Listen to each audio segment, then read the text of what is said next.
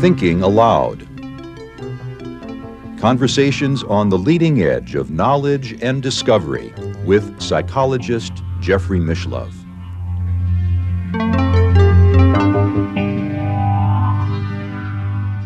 Hello and welcome. I'm Jeffrey Mishlove. Today we will explore the application of remote viewing to solve scientific anomalies and mysteries and even conspiracies. With me is Dr. Paul Smith, a philosopher. He is the founder and president of Remote Viewing Instructional Services.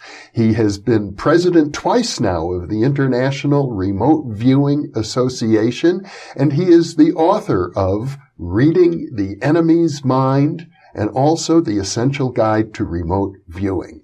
Welcome, Paul. Thank you. It's always fun to be here. Yeah, it's a pleasure to be with you, too. And when it comes to using remote viewing to explore what we can call scientific anomalies, my sense is that the interest of many remote viewers, particularly in UFOs, which is a scientific anomaly, has given the field of remote viewing kind of a bad reputation because it's like using one unknown to try and resolve another unknown. And that just seems to create so many problems. Things like UFOs, or as they call them now, UAPs, unexplained aerial phenomena, right? Things like that, and other things like some cryptozoology stuff like Bigfoot and all that, they've been very resistant to being researched and explained by our standard scientific tools. Right. So remote viewing presumably can capture information about anything, anywhere, anytime. In principle, that may be true. In practice, not so true, but we'll get to that too. So with that thought, people have said, well, we have this tool. Why don't we try it, see if we can unfold or uncover some of these mysteries that are, confronting us? I can understand the motivation for doing that, especially when, for example, in the Fort Meade program where you worked, you've got a lot of people who are now adept at remote viewing and have had some success using it in military intelligence. And in a sense, the UFO problem is kind of similar to a military intelligence matter. Yeah, in a way it is. And it has brings some pluses to the table, but it brings some minuses as well. And we can cover those. So, let me start. Probably the first really acknowledged encounter between remote viewing and UFOs comes from Pat Price. Pat Price was an early participant in the SRI program. I think he came on board around 1974, roughly. He actually just sort of volunteered for it. He heard that they were doing some psychical research, and he had done some of this stuff. He'd been a police commissioner for Burbank. Done some police work. He had a wide variety of fields he was involved in. And he became an outstanding remote viewer. Yes, he's one of the legends in the field.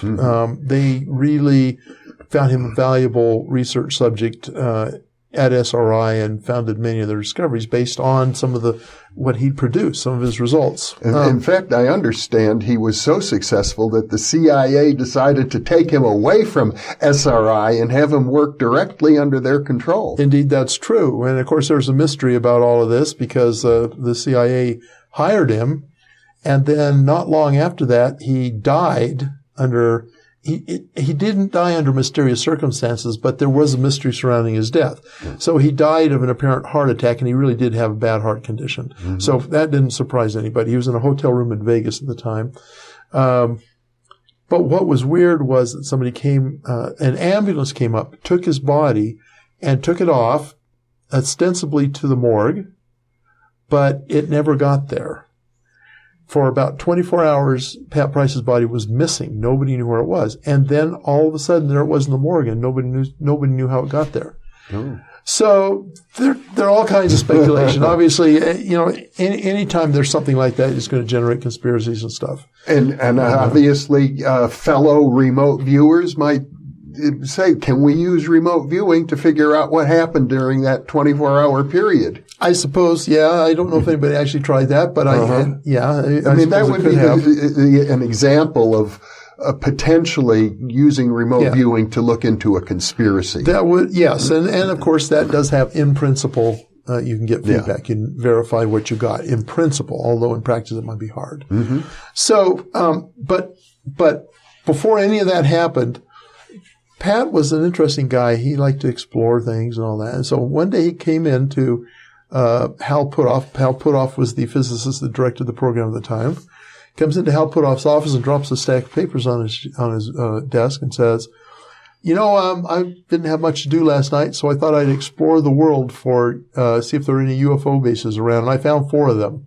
I can tell you where they were. One in the Pyrenees, one in South America, one in Alaska, Mount Hayes, and one in Australia. Okay. And he detailed one of them was like a maintenance base, another one was for reconnaissance research or something, and so on like that.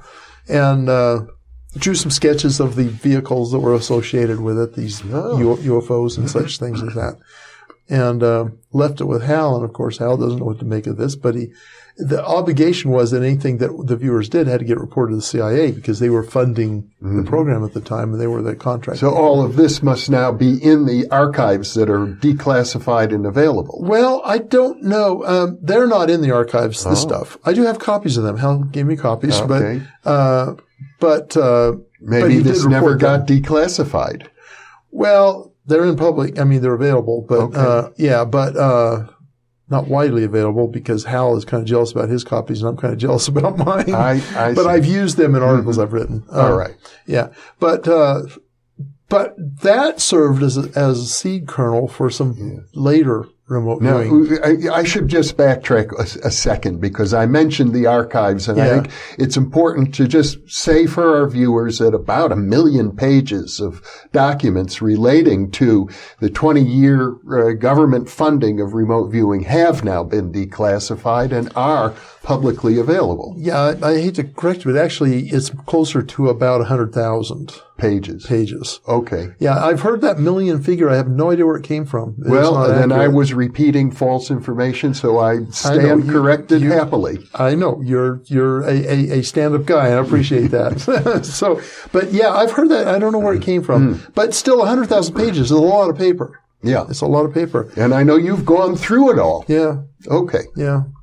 Yes. So when you say that the Pat Price drawings of UFO bases are not in there, Yeah.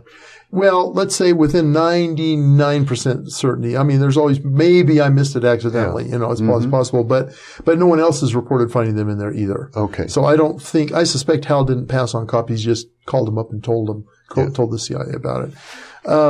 There is some verification about it. Hal tells the story that, when they looked at the information on the Australian target, it happened that, and I'm trying to remember who it was that knew that the CIA chief of station out there.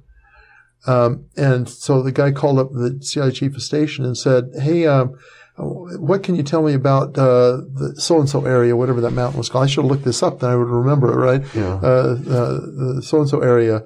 Didn't mention UFOs, didn't mention anything like that. And the CIA station chief said, oh, you mean that place where all the UFOs are reported from? Yeah. So that's interesting. And it's confirmation, wouldn't stand up in, scientific confirmation, but still some evidence that maybe Pat was onto something, you know. But, the interesting thing about it is that, there's so many interesting things about it. That material actually got passed on also to Skip Atwater at Fort Meade. And Skip he was very cautious about what he worked the viewers on. He wanted to make sure it was worthy of the time and energy. And he also had a curiosity about UFOs, but he wanted to do it in a responsible way. So first of all, he did what he could to narrow down what it exactly was that the claim was and try and sort it out. But then he also had this policy of doing some training sessions with viewers just to test their limits, to push their limits, which is a good approach, find out what the actual ultimate parameters are of this ability. So he came up with some fairly well-constructed projects researching Pat Price's data. And he would, fully blind, run the viewers on these. He'd work them in with other targets that they did that were more conventional so they wouldn't, suspect something, right? And so he systematically went through all of these UFO bases that Pat Price identified. And then he compiled the data, and a lot of these sessions are in the archives. He has them all, but many of them are in the archives. In other words, at Fort Meade, on informal training sessions, Skip Atwater began developing targets relating to ostensible UFO bases. Yes. Okay. Yeah. And some UFO events as well. One of interest was I want to say Argentinian minesweeper. It was off the coast of Argentina, and it was found abandoned, drifting with nobody on board. Oh. Yeah. Totally no explanation. And it's kind of like the Mary Celeste, food on the table, still warm. The lifeboats are still on the ship. None of the life preserver stuff was gone, but everybody else, the entire complement was missing. Uh-huh. And there had been reports of UFOs. So these are actually USOs, undersea objects, right? Unidentified submerged objects, I think is what that stands for. And so there's this whole branch of ufology where UFOs, they dive into the ocean or into bodies of water and submerge, or they emerge out of the water and all that stuff. And there's a bunch of reports from this area about that. So Skip, again, ran fully blind viewers on this, and they reported really kind of bizarre things. I worked on several of these, right? And after the fact, we find out about it, and I get into this session, and I get this image of a UFO in a ship, this impression of a UFO in a ship, like a flying saucer or something. And I'm going, oh, this can't be right. This can't be, this can't be the kind of session I'd be doing. And it was so strong that I wrote down, AOL break, UFO in a ship. I just can't work any further, and I quit. I just couldn't get that out of my head. And of course you were blind. Yes. I didn't know that was what the target was. It could have been anything. It could have been. Yeah. But other of the viewers reported some very interesting things about this. One of them, let me think. I want to say it was Bill Ray, who's one of my colleagues. Talked about how he perceived a vessel and a UFO, and the crew just like going crazy and all jumping off the back of the ship. So I don't know, and none of us really know what the bottom line is. And I presume, though, the crew members were never located. Never found. No remains. Anything. Okay. And let me ask one other question: how many members were there at this time in the mid-'80s in the Fort Meade unit? Viewers were I'd say about 6. About maybe, 6. Yeah. Okay. And then staff, about another 4, I think, 4 or 5. This is a very small unit. Yeah. And we worked on other projects I can't give you real specifics on without actually looking them up and reminding myself of the details. So those were, I think, kind of thought-provoking. Yes. I wouldn't stake my life on any of it, but I won't reject it outright either, because I knew the circumstances in which it was done. It was fairly responsibly done and cleanly done. So it gave me a lot of room to think, because a lot of the viewer information really seriously overlapped. So you had access to the transcripts from the other viewers at some point. Yeah, at some point in about 2004, because that's when the archives became 20 available. years later. Yes, that's right. So, yeah, at the time, we didn't see any of, at least I never saw anybody else's work. I mean, that's an issue, because if you're aware of what other viewers have come up with, that could influence you. And also, I suppose it's fair to say that for most of the intelligence projects that you were tasked on as a viewer, you never got any feedback in any case. That's true. Operationally, that's why they worked us on other things that there was feedback on, just so we can maintain our edge. Yeah. Because you're working operationally, sometimes you won't know the answer for months or years or ever. And so, if that's all you did, you would very likely start to lose your edge and your feedback accuracy. is very important. Absolutely. It's essential in human learning psychology. Right. Yeah. So that was kind of the outcome of that. Now, there's one other interesting thing about us trying to replicate what Pat Price had discovered, and that was I did a session on his Mount Hayes target, as did Mel Riley. This I remember fairly well because I wrote it up in an article for UFO magazine one time. Pat had sketched a UFO that was oblong and had a center midline through it and was kind of a lozenge shape. And in my session, of course, fully blind, not knowing I'm replicating anything Pat Price ever did, and not ever having seen his work. In fact, I didn't even see his work until probably about 2010 or 2012, somewhere in that period, when Hal gave me that information. When I was able to see Pat Price's stuff, my sketch is strikingly similar to his sketch, without any cross-pollination possible, at least any normal kind of, and he's dead, so it couldn't be telepathy. No.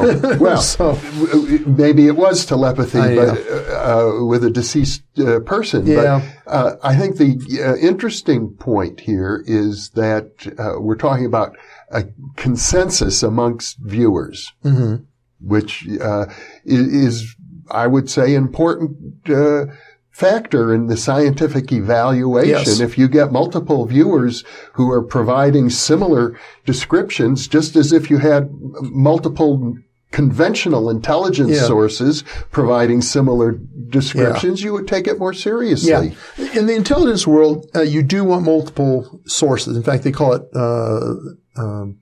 all-source intelligence, right? At least they did when I was there, where any source from signals intelligence to aerial imagery to human intelligence, the more of those things corroborating a certain fact about the enemy or whatever. And for some intelligence analysts, better or worse, this is a form of human intelligence. Yeah. The one downside to this, and this is one of the problems with it, and I'll get into that right now because this is a good opportunity. The independence of those various sources is very important. Yeah. So intelligence, human intelligence, is usually significantly a different kind of source than signals intelligence is. So they corroborate each other really well if they correspond. Yeah. In remote viewing, you have this odd thing that's been named telepathic overlay. So telepathic overlay, what sometimes occurs is that all of the viewers come to a consensus based on a false story that is perhaps more strongly held by one of the viewers or by the tasker who may believe something about it. And so you end up with them confirming a false story rather than the real one. Now, I recall an ESP experiment done many years ago, I think by Gertrude Schmeidler at the City College of New York, working with Alan Vaughan, who was also a remote viewer, and at the time was more well known as a psychic, not a remote viewer. Yes. And he had psychic training classes. I took one once, and his students. And what Gertrude Schmeidler found is that the students seemed to telepathically tune into Alan. And whether his description was correct or incorrect, the students seemed to match his. Yeah. I have heard that happens with Joe McMoneagle when he's working with a bunch of people they're all remote viewing target, that some of them tend to link into Joe because, of course, he's an authority figure, right? And so they think that he must be right. Well, Joe isn't right all the time either, and he admits that. But this would be subconscious. I mean, I don't think the students... No, it's not intentional. Right. It's not intentional. So in an anomaly kind of a target, such as a UFO event, here's where a kind of a scenario that shows you how this could be a problem. Okay, so let's say there's a UFO event that the person who wants to know about it absolutely believes happened and has a certain model in his head about how it happened, but actually never existed. It's something somebody falsely reported or hallucinated or whatever. Yeah. So we'll say he in this case, has this idea, and he tasks remote viewers, and let's say it's even done responsibly through, double blind and all that. So the viewer gets the tasking to go out to perceive and describe this event. Well, there is no event. So they look around for the next most powerful psychic signal. What is it? It's the confabulation about this event that's in the tasker's mind. And so they pick up on that, and they report that as if that's the real event because they can't tell the difference. And so what they end up doing is confirming the false beliefs of the person that tasked them on it. Now, this is probably what occurred in that we described in a previous interview concerning reports by remote viewers of an unidentified object tagging along with the Hale-Bopp comet. Could well be, yes, could well be. Now, I'd be the first to say that we don't have much empirical evidence to prove this happens, but I've observed it happening enough in remote viewing projects I've worked that, at least from a prima facie perspective, something like this is happening. Yeah. Right? There have been a few little experiments. There's a guy out there in the remote viewing community named Daz Smith who came up with a fictional target, but didn't tell anybody it was fictional, and had a bunch of remote viewers remote view it. And sure enough, they reported the target as he had conceived it. So that's evidence that there is this possibility. Yes. Right? Mm-hmm. I find that where there's a concrete target and the tasking, the protocols followed properly, generally speaking, it's a very, very unlikely kind of a thing that develops. I mean, rarely, particularly if the viewers are well experienced, well disciplined, they're less likely to fall prey to telepathic overlay. They tend to go and do what they're supposed to go and do. Well, I have heard rumors, and maybe you know better than I don't know, that one of the reasons that the program was closed in 1995 was that there was too much attention being paid to UFOs and things like this on the fringes. Well, that didn't factor in, not inside the program. That wasn't a problem inside the program. And, to go back to more of the history, Ed Dames, who we've talked about before, did have a real interest in UFOs and stuff, and he would often run viewers on these targets. And we didn't really want to do them because you didn't get feedback for them. And Ed was much sloppier than Skip Atwater was in doing it. And he was at that point part of the Fort Meade program. Yes, this was after he came on board. Yeah. And of course, he had a massive curiosity about these things, and I understand that. Most people are curious, of course. But he wasn't really very rigorous about how he approached it, and so I don't trust most of the data that was developed by him. Occasionally, something looks intriguing enough to maybe have something to it, but that did get a bit known. And Dames was frequently told, I don't know what frequently means, 2 or 3 times anyway, told by the people in charge to stop doing that. But so first of all, remote viewers can't get him to stop doing it because we have to be blind. We have no idea what the target is. So we're at the mercy of the tasker, right? Yeah. And the people in charge don't necessarily know what he's doing if they never see the results of these things. They don't know it's ever been done. So he continued to persist in that. But the thing with Ed was that he left the program, as I'm recalling, around the end of 88, end of 1988. And the program kept going to 1995. And from Ed Dames on, as far as I can tell, nobody did any UFO, ET, anomaly sessions within the unit. It makes sense if you look at it in the context of some of the famous early remote viewings by Ingo Swann and others, looking at the planet Jupiter, the planet Saturn, I think the planet Mars, in advance of space probes, providing descriptions that could then be compared with the results coming back from satellite imagery. Yes. And that leads to, of course, another person who's seriously interested in UFOs and remote viewed them and talked about them. That was Ingo Swann himself. Yeah, he was very interested. He wrote a book called Penetration. Yes. It's one of the most astounding books that I have ever read. It rings like a true story, and yet it's so unbelievable that it's hard for me to accept it. And having to do with a mysterious group of apparent intelligence agents of some sort who flew him to some remote location in, I think, Alaska, in the far north, where he witnessed UFOs and, in fact, was even injured by one.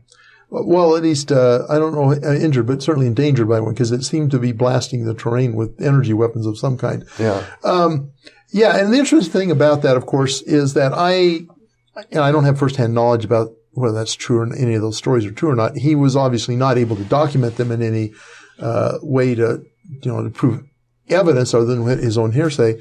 I and Hal Puthoff have talked about that off and on. And Hal's position is, I don't know if this happened or not. He didn't tell me about it at the time. Of course, in the book, he says he was forbidden to do that. He didn't tell me about that at the time, but this would have been happening while Ingo was working at SRI. I think mostly in the 70s, maybe into the 80s a little bit.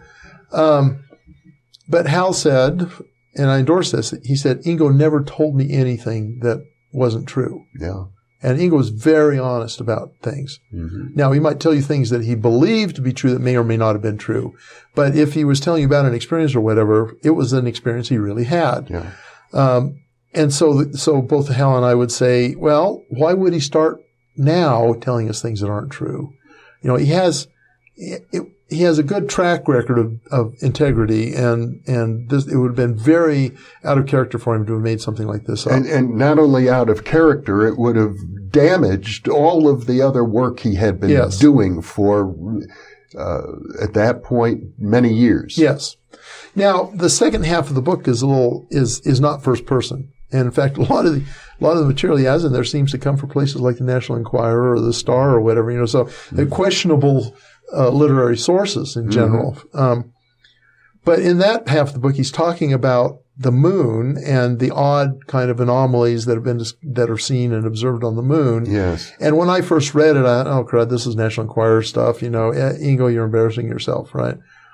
It turns out there are anomalies on the moon that NASA itself has documented, like transient lights and stuff, and they try and come up with a natural explanation for it. But there are things that have happened there they don't have a natural explanation for. They just assume they're ultimately going to find out what caused it, and maybe that's true. I don't know. But that gave genesis to a couple of projects that Ingo actually dragged me in on after the program was shut down. And I had retired from the military. He asked me to remote view some sites for him. And it turned out they were lunar targets. Mm-hmm. I didn't know what they were. Again, I'm blind, right? Yeah. So I get these coordinates and I work them and I come up with things that are really definitely consistent with the moon and further consistent with bizarre things going on the moon. Mm-hmm.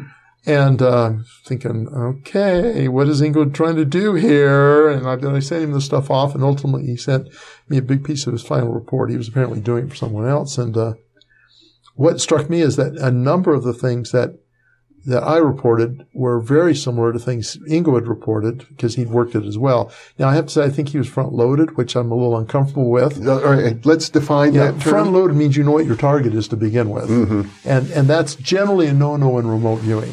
And the reason for that is partly because then whatever you believe about it ends up in your session, even if what you believe is wrong. But it also makes it harder to pick up on the session, on this subtle signal coming in, because it gets blanketed by your preconceived notions about what you know about the target. Yeah. So, but I was not, right? I was not front-loaded. I was blind to this target. Yeah. And since he was handling this through the mail, there was no subtle cueing. There was no accidental drops of phrase or anything.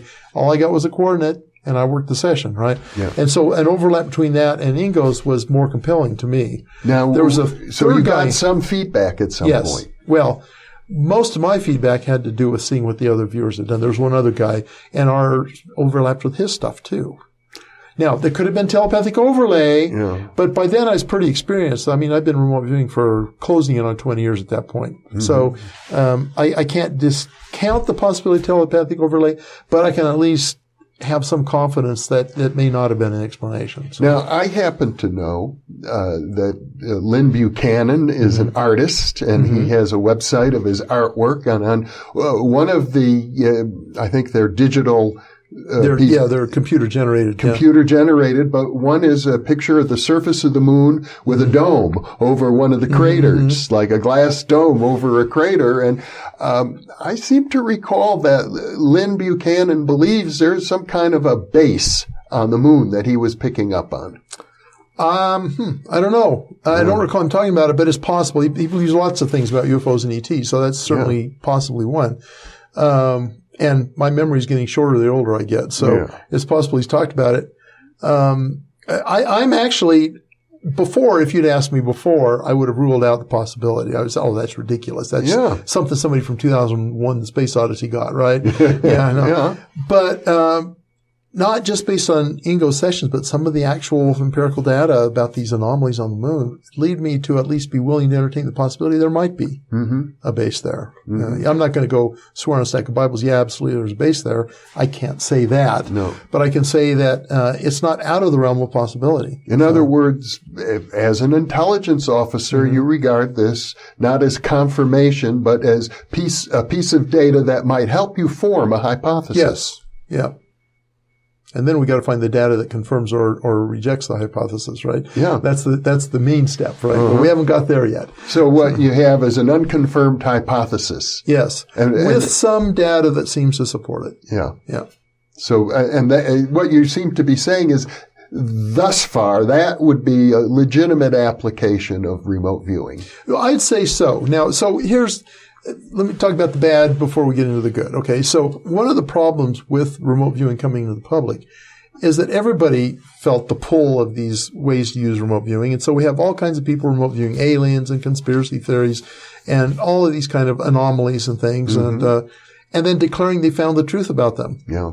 But you can't do that with remote viewing if you don't have some kind of confirmation, because fantasy is a significant element in remote viewing, particularly when you're doing fantastical things.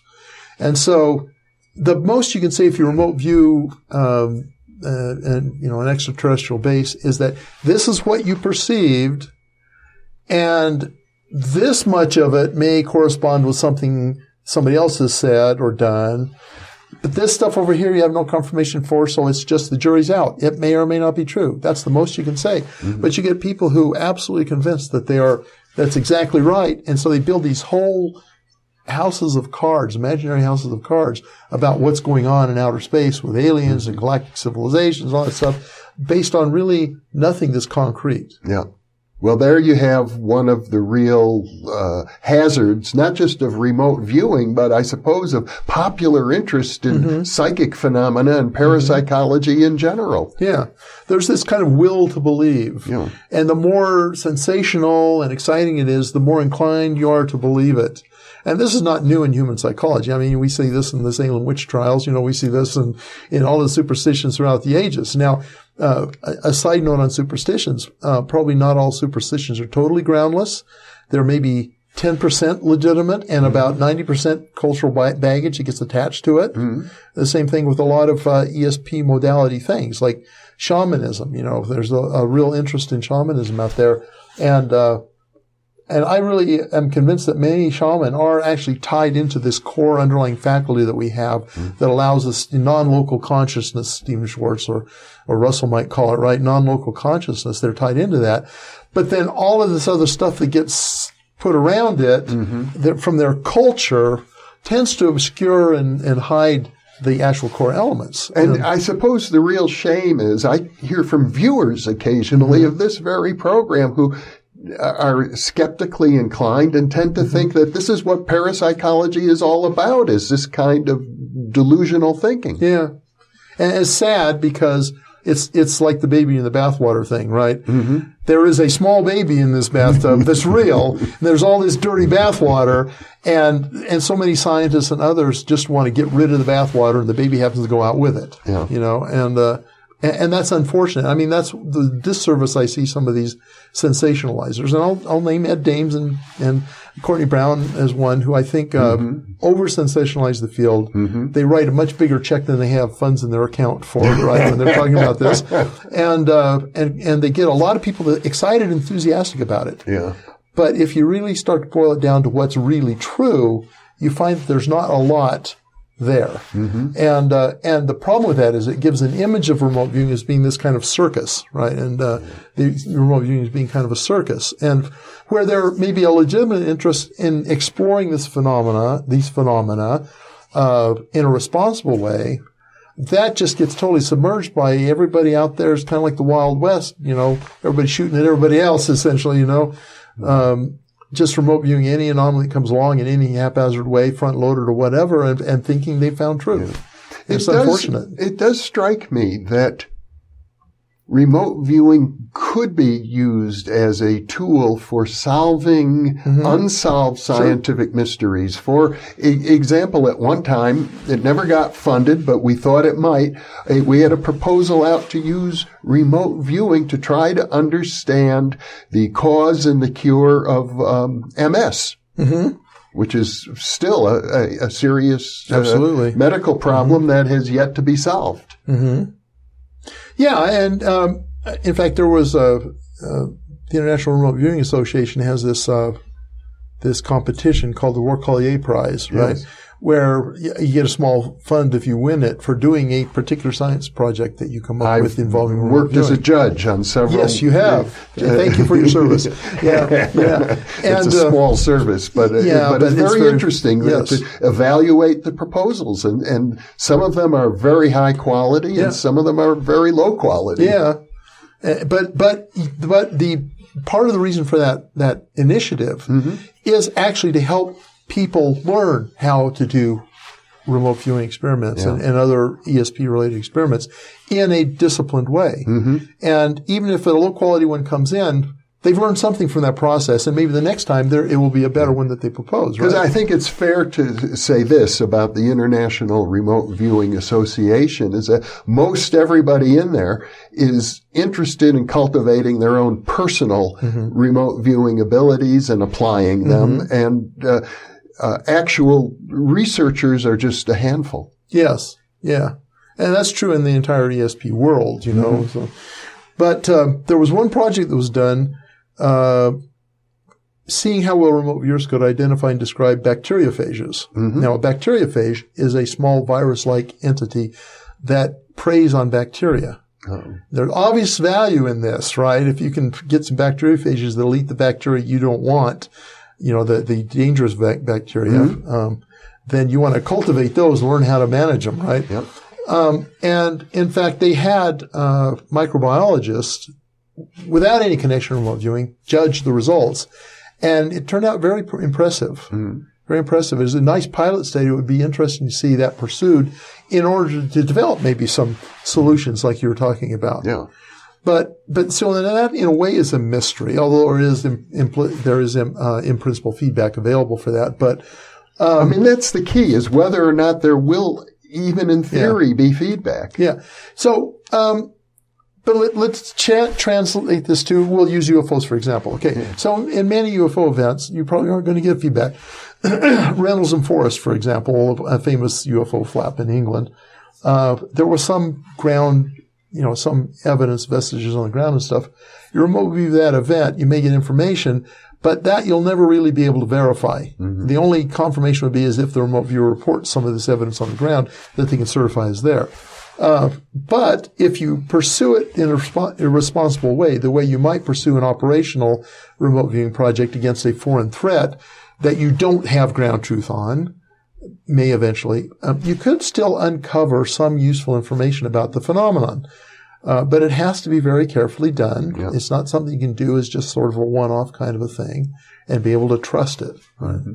Well, it seems to me we're at a point in history right now where the application of remote viewing for practical problem solving is really in its infancy. Yes. We have the 20-year program funded by the military, and we have a number of private organizations doing work subsequently. But I can well imagine that 100 years from now, many of the issues that are slowing us down today, people will have found good workable protocols and solutions. And I'd like to think that people looking back at this conversation 100 years in the future will be able to say we've made enormous progress. Yes. And it would be nice to have that happen.